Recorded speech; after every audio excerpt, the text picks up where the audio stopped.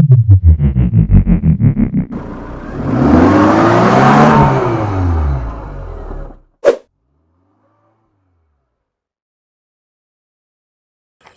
ವೀಕ್ಷಕರೇ, ಎಲ್ರಿಗೂ ಎಕ್ಸ್ಟ್ರಾ ಅಪ್ಡೇಟ್ಸ್ಗೆ ಮತ್ತೊಮ್ಮೆ ಸ್ವಾಗತ.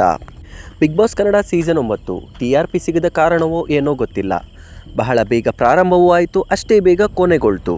ಇದಕ್ಕೆ ಕಾರಣ ಈ ಸಲದ ಸ್ಪರ್ಧಿಗಳ ಆಯ್ಕೆಯ ಪ್ರಕ್ರಿಯೆಯಿಂದಲೂ ಆಗಿರಬಹುದು. ಸೀಸನ್ 9ರಲ್ಲಿ ಪ್ರವೀಣರು ಹಾಗೂ ನವೀನರು ಅನ್ನುವ ಕಾನ್ಸೆಪ್ಟಲ್ಲಿ ಶುರು ಮಾಡಲಾಗಿತ್ತು.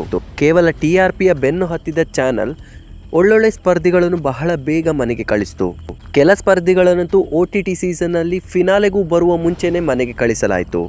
ನಿಮಗೆಲ್ಲ ಈಗಾಗಲೇ ಗೊತ್ತಾಗಿರಬಹುದು ನಾನು ಯಾರ ಬಗ್ಗೆ ಮಾತಾಡ್ತಿದ್ದೀನಿ ಅಂತ.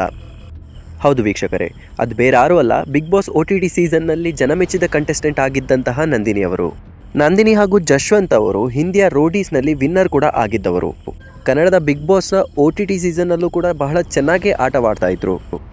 ಆದರೆ ಯಾಕೋ ಏನೋ ಗೊತ್ತಿಲ್ಲ, OTT ಸೀಸನ್ನ ಫಿನಾಲೆಗೂ ಆಯ್ಕೆಯಾಗಿಲ್ಲ, ಈ ಕಡೆ TV ಸೀಸನ್ಗೂ ಆಯ್ಕೆ ಮಾಡಿಲ್ಲ ಇವರನ್ನು.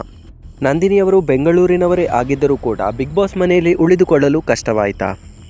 ಈ ರೀತಿ ಕೇಳೋದಾದರೆ ಇಲ್ಲ, ನಂದಿನಿಯವರಿಗೆ ರೂಪೇಶ್ ಅವರು ಸದಾ ಸಪೋರ್ಟ್ ಆಗಿ ನಿಲ್ತಾ ಇದ್ರು. ನಂದಿನಿಯನ್ನ ತಮ್ಮ ತಂಗಿಯಂತೆ ಟ್ರೀಟ್ ಮಾಡ್ತಾ ಇದ್ರು. ಇದೀಗ ರೂಪೇಶ್ ಅವರು ಬಿಗ್ ಬಾಸ್ನ ವಿನ್ನರ್ ಆದ ನಂತರವೂ ಕೂಡ ಈ ಸಂಬಂಧವನ್ನು ಹಾಗೆ ಉಳಿಸಿಕೊಂಡಿದ್ದಾರೆ. ಮೊನ್ನೆ ನಡೆದ ನಂದಿನಿಯವರ ಬರ್ತ್ಡೇ ಪಾರ್ಟಿಯಲ್ಲಿ ರೂಪೇಶ್ ಅವರು ಸರ್ಪ್ರೈಸ್ ಎಂಟ್ರಿ ಕೊಟ್ಟು ವಿಶ್ ಮಾಡಿದ್ದಾರೆ. ಇಲ್ಲಿ ರೂಪೇಶ್ ಶೆಟ್ಟಿ ಅವರು ಬಿಗ್ ಬಾಸ್ ಮನೆಗಷ್ಟೇ ತಮ್ಮ ಗೆಳೆತನವಲ್ಲ ಅನ್ನೋದನ್ನು ನಿರೂಪಿಸಿದ್ದಾರೆ. ಇನ್ನು ರೂಪೇಶ್ ಹಾಗೂ ಸಾನಿಯಾ ಅವರು ಯಾವ ರೀತಿಯಾಗಿ ಮುಂದುವರಿಯುತ್ತಾರೆ ಅನ್ನೋದನ್ನು ಕಾದು ನೋಡಬೇಕಾಗಿದೆ. ಇವತ್ತಿನ ಈ ಮಾಹಿತಿ ನಿಮಗೆ ಏನಾದರೂ ಇಷ್ಟ ಆಗಿದ್ರೆ ನನ್ನ ಚಾನಲನ್ನು ಸಬ್ಸ್ಕ್ರೈಬ್ ಮಾಡಿ, ಪಕ್ಕದಲ್ಲೇ ಕಾಣುವ ಬೆಲ್ ಐಕನನ್ನು ಕ್ಲಿಕ್ ಮಾಡಿ, ಕಮೆಂಟ್ ಮಾಡೋದನ್ನು ಮಾತ್ರ ಮರಿಬೇಡಿ.